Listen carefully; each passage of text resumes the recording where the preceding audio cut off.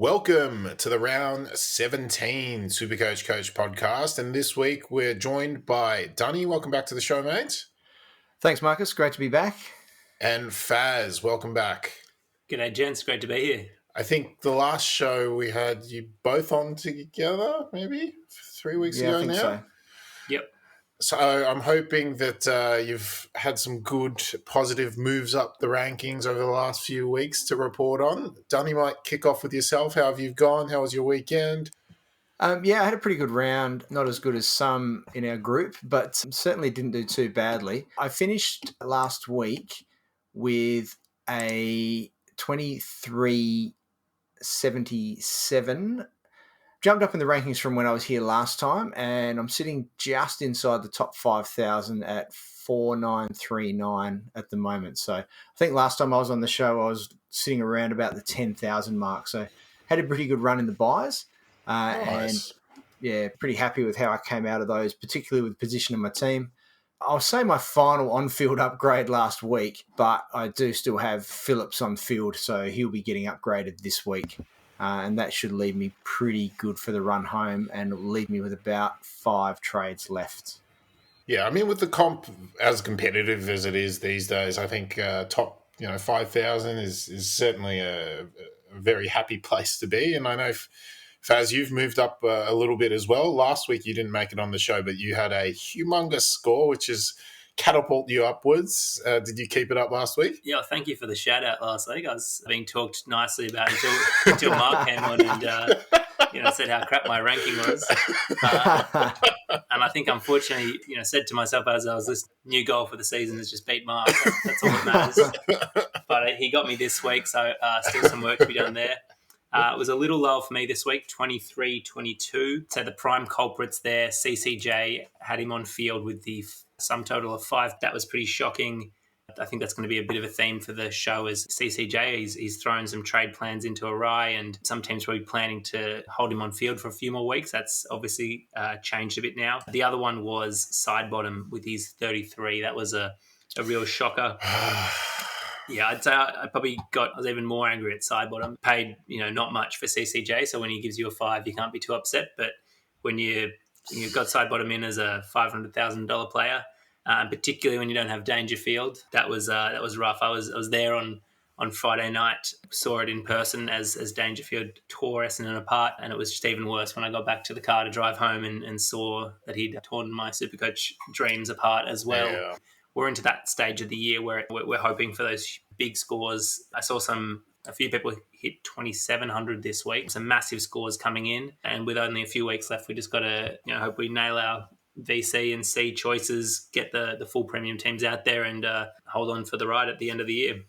Yeah, I scored 23.58, so we're all fairly similar with how our weeks went. I dropped down 300 spots, so sitting 1,600th overall. Our other podcast hosts, we've got CJ, Bryce, and FB Donkey all scored 24.50 plus. So I'm glad none of them are here to rub it in our faces. I didn't trade in Dangerfield, even though I said on the show that I was going to. Mark's words of advice got into my head. I've got to own my own decisions, but I did not trade Danaher to Dangerfield as was originally planned. And I would have scored 24.70 if I'd done that. I blame Mark sabotage. He gave me a smiley face when I said I missed Dangerfield. But I've got 8 trades to defend my position against Mark. That's the way I see it until the run home. And I'm not going to let him take out season 2021 against me. So that's my main aim, Faz, not too dissimilar from yourself. Flynn's moving out my team this week from Grundy. 6 trades left on the run home. As Faz mentioned, this week's show is really focused around what to do with CCJ. It's less the people who are looking to keep CCJ or have him as just a bench player. It's more for the people who, for CCJ, it was a crucial part of the upgrade strategy. He was brought in, obviously, as an expensive rookie, and scoring a 5 means that he's really worked out not too brilliantly because on-field scoring is now deflated and his cash generation too from a 160 base is being compromised. And that's thrown out a lot of coaches who were cutting it down to the wire in terms of who they could actually afford on the run home. So now people are asking, I can't bring in Danger or can't bring in Grundy. What do I do? So that's a big chunk of this week's show. But before we get into that, we'll do a quick whip around our leagues. And I do have to call out the number one overall player in Supercoach at the moment, not just our leagues, is Clem's team. And you can find him on Twitter, but he gave us a nice little shout out as one of the websites or podcasts that he listens to. And we've been tracking him for a little while. When I had a sneaky chance at the weekly prize a few weeks ago, he was right up there. Not only is he first, he scored 2,700 plus and had the 31st highest score for the round. So we'll be cheering Clem on and hoping he does a fantastic job. He's the current overall leader of Supercoach all up. In terms of our Supercoach Coach Patreon group, the top score for the week was Charlie's Kirk Show's team, 2647. And if you've been keeping track of our overall Patreon group, he's been in and out of contention for our prize, often taking the lead. He has caught up now. He's only 30 points behind Daniel's team, More Midtime, who's our current Patreon leader at 208th overall, with a score 2579 this week. There is about 6 teams that are 180 points off each other, all contending for our Patreon group prize at the end of the year. So a lot to keep track of there. It's going to be a tight finish to the year, and good to see that most of the coaches up the top of our Patreon group have been keeping it up. In terms of our top scorer overall in our Supercoach Coach group, our public group, that's Arthur's team, Black on White. He scored 2760 with an overall rank of 7th and a round 16 rank of 4th. Huge score for Black on White. All right, let's get into some questions, and we'll start off with this first one from Corey Blackledge. What do I do with CCJ? Do I trade him to Jeremy Sharp or 102k rookie? So for people who have CCJ but looking to downgrade him versus actually use him, what is the move there? And I guess a related question from @Troy Danaher, coming into the home stretch, is it time to bring in a basement rookie to maximize your cash? Or are we still trying to find playing rookies to cover injuries? Now, trying to find playing rookies may be a bit of a challenge, full stop, but it's a pertinent question at this stage. You could be bringing in a guy who's 102k, potentially some DPP flexibility, or you could be bringing in, I think Jeremy Sharp, is still the standout this week. Had another good game. I think he kicked the game-winning goal or the game-sealing goal. What do you reckon, Faz? Spending an extra 40k on a Sharp type or maximising cash gen?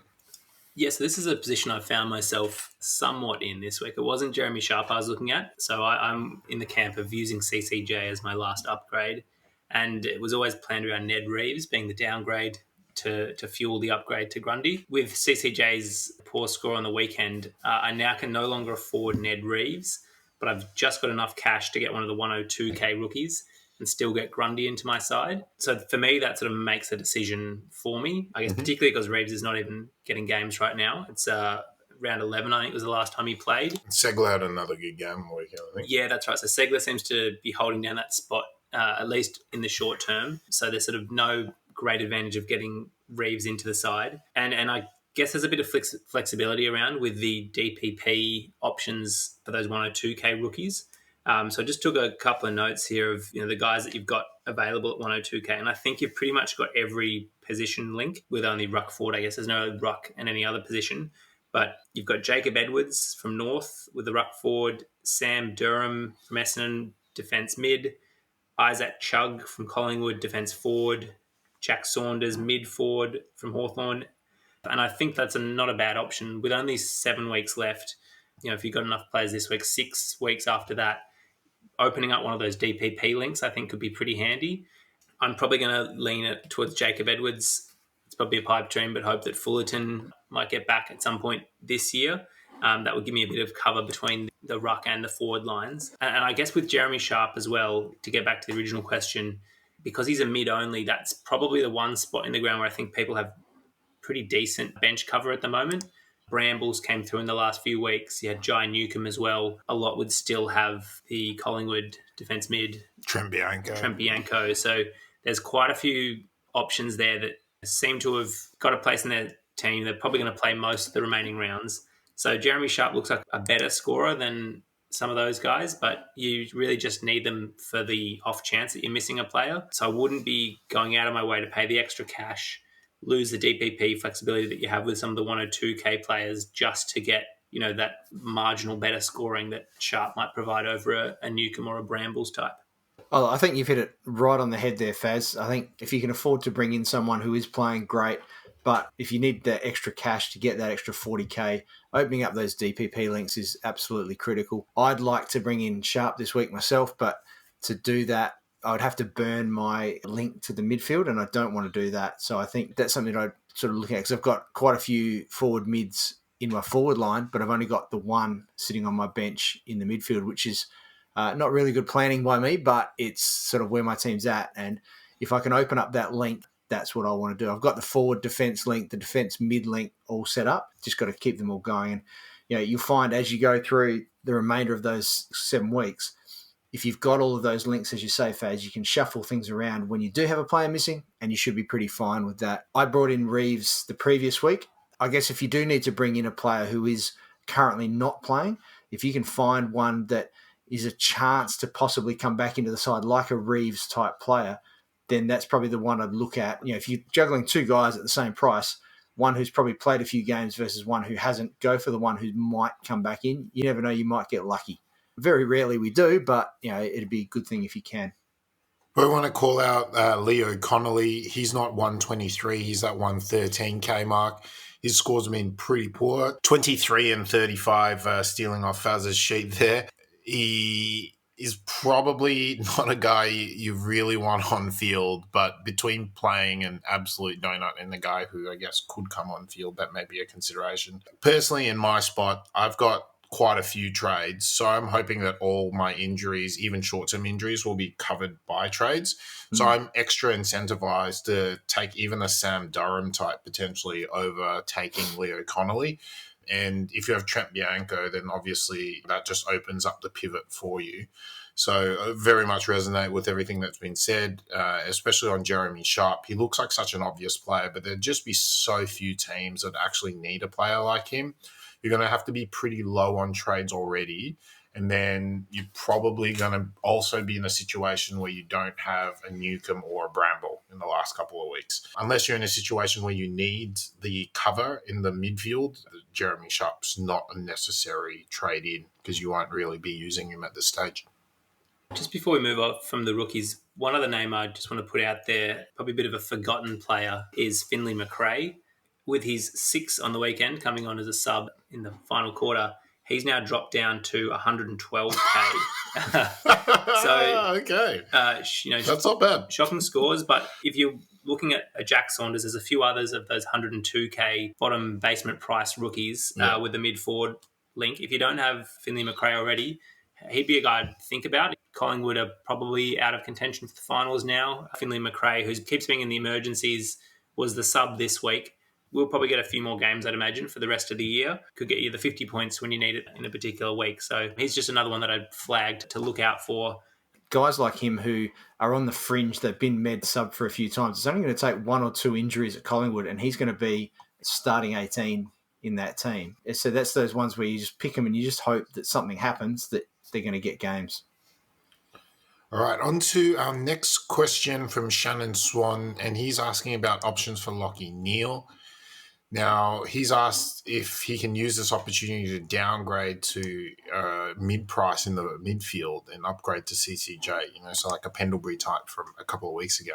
Now, I just want to call out that Neale, I don't think it's been confirmed, but there's some noise or reports out that he may be back playing this week. And if not this week, the fact that he was named in the starting team before being a late withdrawal indicates that he should be back pretty soon. So at this stage of the season, considering you just brought Neale in, you're aware of obviously the increased injury risk after the year that has been for him. Unless you're in a super luxurious situation, I would just be looking to keep Lachie Neale. He can score 150 off very little preparation, apparently, and score 96 with a bung shoulder and being tagged half the time. Yeah, if you held on to him last week especially, it would make sense to continue to hold him, in my point of view. I think we'll go to the CCJ topics because there's a fair bit on there. So this question's from Chris Long, and he's asking about best replacement options for CCJ outside of Patrick Dangerfield. So Danger's the obvious one. He's obviously averaged 110, 120 in seasons past. He's back to playing full midfield now, so it is pretty scary to potentially go without him. If you can get him, you should absolutely do what you can to try and pick him up. His price is scheduled to go up another 30K each week for the next couple of weeks, so this is the week. 533K is still cheap for Dangerfield. He's dropped about 80K from his starting price point. I held through his suspension earlier on in the season very painfully, and I'm a big fan of Danger, obviously being a Geelong supporter, and very upset I didn't pick him up last week. That aside, who are the best replacement options from CCJ? And I'm going to throw out some names here that the community's put to us. Oralis Maximus is asking about Hawkins or De Goey, or riding the roller coaster with cheap fall-in premiums like Heaney or Darling. Cal P or CCP_22 on Twitter has chucked in Shai Bolton as well and Steel Sidebottom. And to round us out, Seb Siwek, one of our patrons, also asked whether or not De Goey is worth consideration with more midfield minutes under Rob Harvey as the new coach. So I might throw to you, Faz. Who do you like under that Dangerfield price tag? Certainly would echo your comments. If there's any way of getting Danger, then I think he's the clear pick for this week. Yeah, looks great. I think his kicking was looking a bit out of sorts for the first few weeks back, but it's still Dangerfield kicking. It's not the best kick in the comp, good. But it's lots of long kicks. And this week, at least, they're going to packs rather than clangers, and so he's just going to rack up the points, I think. The rain definitely helped him. It was a game style that suits Danger, I think. Also, banging the boot, yeah. Yeah. There's just more contests as well and less running patterns. And I think he was saying getting back to full fitness was a bit of a struggle coming back. And I think the fact that you could just run to the next wet contest really suited him down to a T. So don't expect 180s going forward, but certainly 110, 115 is very much within his grasp. Yeah, so of that list of names you read out before, probably Tom Hawkins would be my pick from those. Being a key forward, Geelong, I think they've got a couple tough games on the run home, but he's also the type that can get those huge scores. So 150 pluses, with 7 weeks left, you just need that to happen once or twice. Now, I guess you've experienced this, Marcus, in the last few weeks. You got the roller coaster of Tom Hawkins of, I think he got 150 odd the week you brought him in, and then followed by a couple of 60s. That's kind of the key forward life that you sign up for, is that fluctuation. Geelong also has a really good run home. Carlton, Freo, Richmond, North Melbourne, GWS, St Kilda and Melbourne. Okay, they've got one potentially hard game there with Melbourne, but then everything else looks very much winnable there. 3 of the 7 at home at K Park. That's hard to argue against. If you don't have Dusty, he's a good option still, I think. Not playing his best footy this year, but at 487K, even in a disappointing loss against Gold Coast on the weekend, he got an 86. Who really knows with Richmond this year how they're going to play on the run home, but he feels like one of those players with a pretty high floor. His worst is going to be around that 80 mark and still has the potential to go huge with his ability to play forward and kick goals. Bailey Dale, I don't mind as well. His role seems to be fluctuating a bit, but when he's playing that rebounding defender role, scores really well. Had a 111 in the weekend just gone. Bailey scored 50 against Geelong. That was his lowest score since round 6. After that round 6 game, 112, 91, 85, 152, 102, 96, 50, 96, 111. He's basically been scoring 90 plus outside of that one game against Geelong. That was 2 rounds ago, so he's officially hit bottom out price of 467K. I think he is a bit of a standout this week. If you were more strapped for cash, you don't have Heim, or you've got a worse priced rookie that you're using for your CCJ upgrade, probably Marshall would be the other one I'd throw out there. A bit cheaper at 437K. It's a tough one with the injury he's carried this year, that stress fracture in the foot. I think clubs are very hesitant to let a guy play on with an injury like that. So any sign of soreness, again, he probably gets another rest. but sharing the ruck duties with Paddy Ryder, he does have a potential to put together some quite good scores. Certainly, if I'll be looking at very closely for next year. But if you're strapped for cash that far and you just need someone below, I think most of the options I've put out there are above 450. Rowan Marshall might be an all right option. If you need to take a risk at a cheaper guy, he could have that upside to make the risk worth it. Yeah, look, I like a lot of those that Faz mentioned there. I've got a few others, but I do like the Bailey Dale option. He has been pretty good of late. Look, if you're willing to take a risk on an old body, you could go with Buddy Franklin. If you look at his last 6 games, he's only been under 90 on one occasion, and that was that game against Hawthorn at the SCG. Other than that, he's sort of had 2 130s, a 113, a 90, and a 95. He's sitting currently at basically 450. And the Swans finished the season pretty well. They've got the Dogs this week, but then they've got GWS, Freo, Essendon, St Kilda, North, and Gold Coast. So, there could be a few bags in there for Buddy to get a nice score. Other ones that I like in that sort of area, Jordan De Goey, I think he's a good option at that 400 price. Another guy who really sort of came good this week and has had a few good weeks. He's averaging 112 in the last 3, 101 in the last 5. Zach Bailey. He's priced at 500, so if you're just short of being able to afford Dangerfield, he's certainly one you could look at. Not sure how much of that scoring has been sort of aligned with Lachie Neale being out, but kicked a few goals on the weekend for his 124, and it has been looking pretty good. Another one around that 470, Toby Green. Another one who had a poor score on the weekend and dropped in price. I was considering him. I think, Marcus, we chatted about him online during the week. So there's a few guys there I think are worthwhile taking a look at. But obviously Dangerfield's the one that I'll be bringing in this week. Thankfully, I do have enough cash to do that. And I don't know that I'd take a risk on a Heaney, but I think if I was going to take a Swan, I reckon I'd almost take that risk on Buddy because he can go big. Yeah, don't hate the Buddy selection. When he's been playing, he's been pretty much primo numbers. So for the price point, that's not too bad a risk, but you just probably need to have either decent enough cover or have some trades up your sleeve. De Goey's not the worst option either. I think you're still taking a risk both on the injury and the scoring front at that price point. But at 407,000, it's not the worst risk to take. And he's clearly taking a bit more midfield time, which brings me to side bottom. The side bottom, I probably wouldn't go with at this stage, neither Shai Bolton.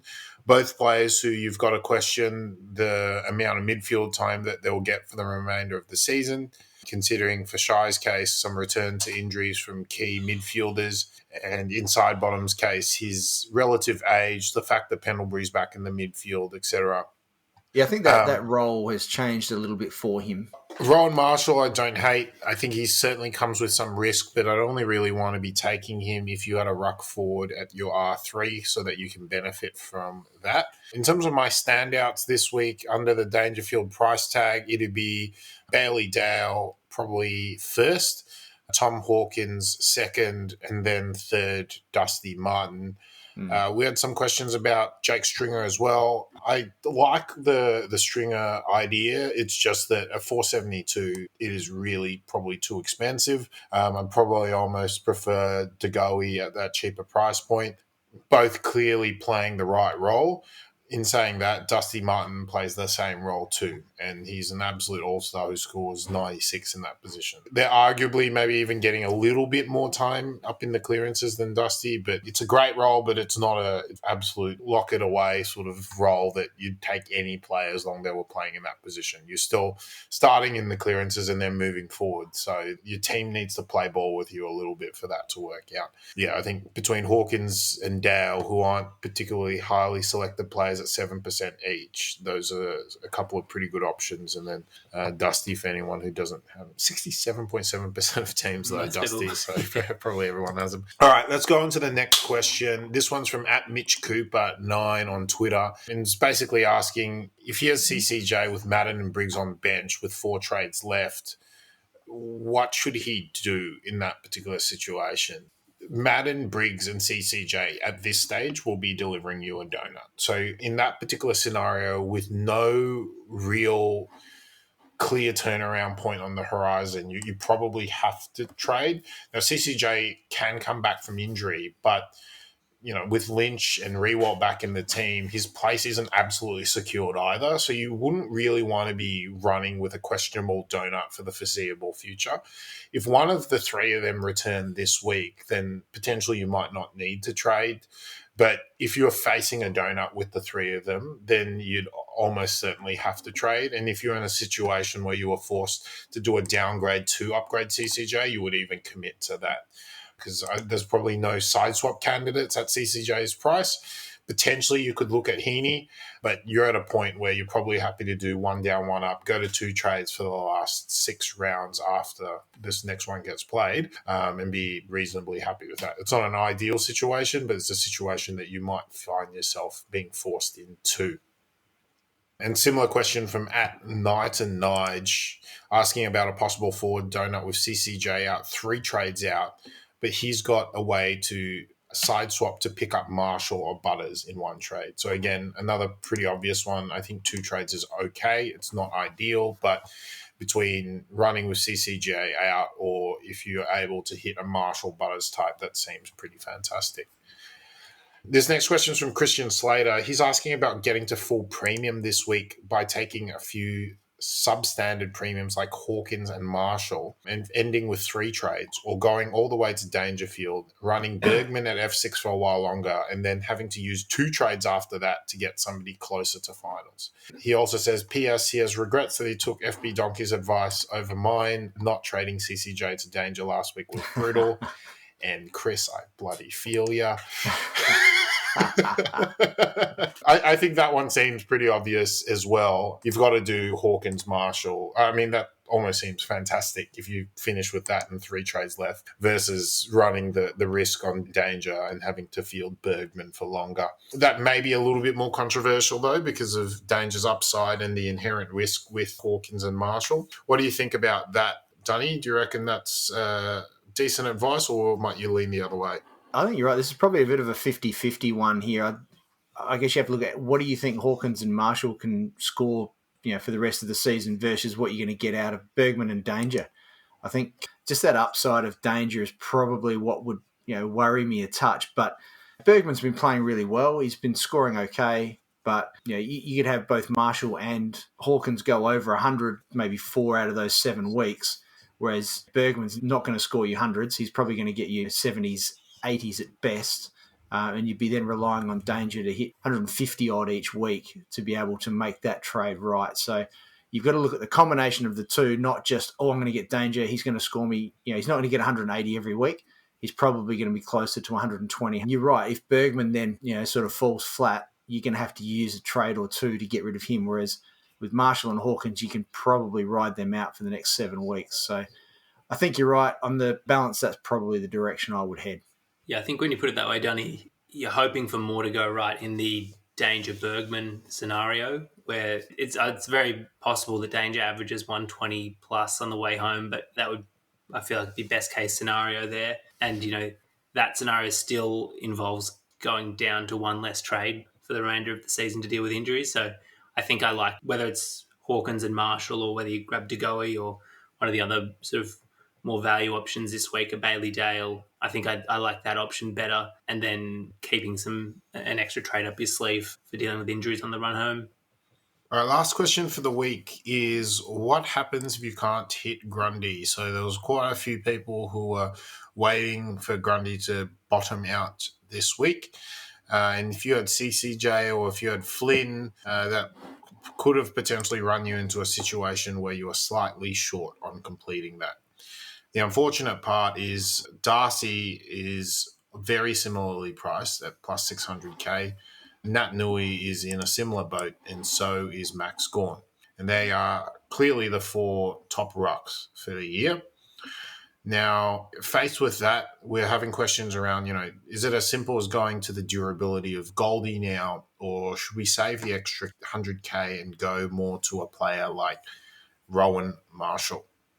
What do you reckon, gents? Rowan Marshall, Todd Goldstein, or keep Matt Flynn, or keep running the CCJ sort of combination? Yeah, that's a real difficult one. I'd be tempted to, given that you're making a sort of suboptimal pick here, I'd be probably leaning towards going Marshall here and hoping that the risk pays off. I think that Goldie is already conceding that things are not ideal with the Goldstein pick to begin with. So maybe this is the wrong way to think about it, but just taking more of a punt and then hoping that your punt pays off. And I think by taking Marshall, you've got yourself that extra 100K, and then you can use that money elsewhere and try and make back whatever you're losing in not having Grundy or Darcy or Nick Nat, any of the sort of big hitters.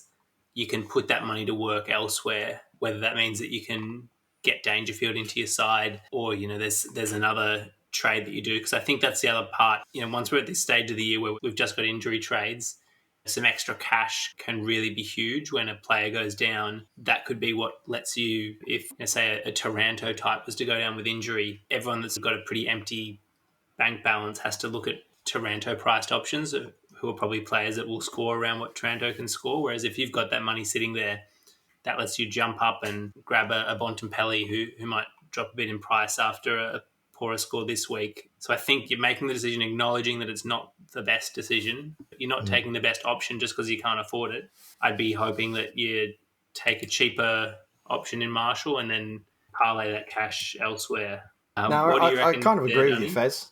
I agree with you, Faz. I think if you look at the difference in what you think they're going to score is probably not that much different. And having that extra 100K in bank is what I'd be looking at, trying to save that. Because as you say, you might need to add that on to an injury trade later in the season. And that could be the difference between getting a really good player and just an average player for the last 4 or 5 rounds. So I agree. I'd be going with Marshall in that situation. You've got Goldstein averaging 99. Marshall was averaging 83. So you're talking 16 points, but that's Marshall hasn't had a great run this year. If he gets going now, he could actually pick that up and average closer to something like 90 for the rest of the season. Not that much different. That 100K invested elsewhere could certainly pick up more than that 10 points that you're looking at. So I'd certainly look there. Just in case anyone was looking at Scott Lysette, who's 40K cheaper than Goldstein, don't look at him. He's got Melbourne, St Kilda, Collingwood and Adelaide all to come. So 4 pretty tough ruck matchups for him, even though he did score 116 last week. I agree with you, gents. If you're not able to pick up the top rucks, then you might as well save the cash and go with a Rowan Marshall type, I reckon. And if you need a bailout later, at least he's easy to pivot out of your rucks. You could potentially trade it forward to a ruck if that side swap opportunity presents or in case of injuries or whatever else. So added flexibility is a potential benefit as well. All right, let's finish up with a captain's corner to wrap up this week's show. I went with McRae last week, and that was the most obvious heading into the round, so I'm glad my VCs failed. It was my top score for the week. This week, not sure if we have as obvious an option. What do you gents reckon? I reckon it's going to require a little bit of fast movement on the Sunday if you wanted to go this way. Look at Josh Kelly against Gold Coast in the early game on the Sunday, into McRae against Sydney in that middle game. But if that's a little tight, and if you have him, and God, I wish I did, the obvious pick for me would be Darcy Parish against Adelaide on the Friday night for the VC option into a McRae against Sydney on the Sunday. They're probably the 3 standout for me in terms of matchups. If Lachie Neale does play, him against St Kilda could be an option on the Saturday night, but Parish or Kelly into McRae is probably where I'd be looking if I could. I don't, unfortunately, have Darcy Parish, so I might be looking at a Zach Merritt against Adelaide. I think Adelaide are giving up some pretty big scores in the midfield. Then certainly it seems hard to go past McRae at the moment. I think is it 1 or 2 games he's gone below 100 the whole year. And I saw he's pipped Bontempelli, his teammate, for most points in the whole season. I don't have Bontempelli, so I'll be going with McRae as my backup. Geelong play Saturday Arvo against Carlton. So Paddy Dangerfield after that 180. If you're lucky enough to have Paddy in your side, he'd be another to consider, I think. If O'Connor's not back, then Sam Walsh might be an option as well. Had a sensational game on the weekend and is in ripping form. So for me, it's probably a toss of the coin between Zach Merritt or Sam Walsh and then into a McRae captaincy. I don't have Jack Steele, but if you do, his lowest score the past 5 weeks has been 126. So he's in ripping form. His last game against Brisbane last year, he scored 167.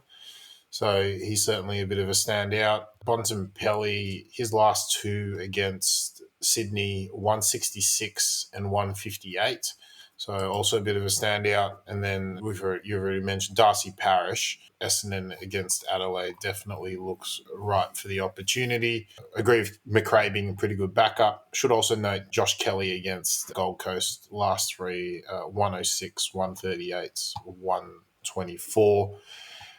Anyone going for Max Gawn should note that I think Luke Jackson had season high centre bounce attendances and Max Gawn season low.